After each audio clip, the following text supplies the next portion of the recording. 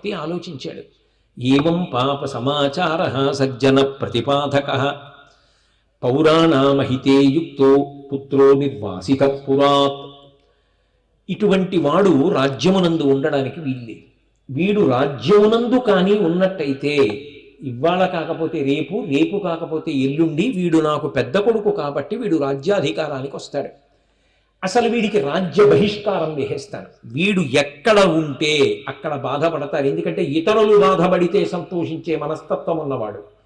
ఇటువంటి మనస్తత్వం ఉన్నవాడు నా ఇంట కాదు నా రాజ్యమునందు ఉండడానికి వీల్లేదు. ఎవరైనా విడిచిపెట్టగలరండి అలాగా? న్యాయము వేరు, ధర్మము వేరు. ధర్మమును అనుసరించి న్యాయం వెళుతుంది.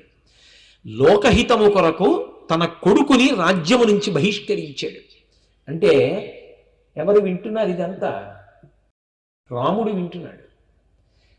తన వ్యక్తిగతమైనటువంటి సుఖాన్ని, నా కొడుకు అన్నటువంటి ఆనందాన్ని, ఆ కొడుకుని ముట్టుకోవడంలో ఉన్న సంతోషాన్ని, కొడుకుతో కలిసి అన్నం తినే ఆనందాన్ని, రాత్రి కొడుకు కాళ్ళు పడితే పొందే సుఖాన్ని నిర్మోహమాటంగా త్యాగం చేసేశాడు సగరచక్రవర్తి.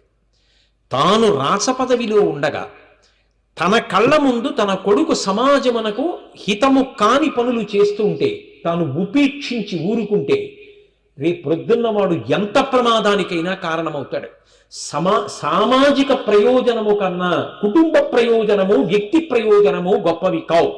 రాజ్య ప్రయోజనమునకు వీడు ప్రతిబంధకము. ఇలాంటి వాడు ఒక్కడిని నా కొడుకు అని వదిలిపెట్టేస్తే రేపొద్దున్న 1000 మంది తయారవుతారు.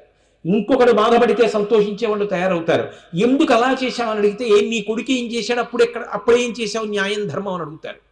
అందుకని సమాజమును రక్షించుట నా కొడుకు అన్న భావన యందు నిలబడుటయా అన్న ప్రశ్న వస్తే నా కొడుకుని వదిలేసుకుంటాను తప్ప సామాజిక ప్రయోజనాన్ని బలిపెట్టను.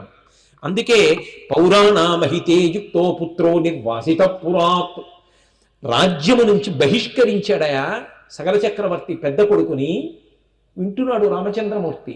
ఇది తరువాతి కాలంలో ఉత్తరాఖండలో రాముణ్ణి చెక్కింది.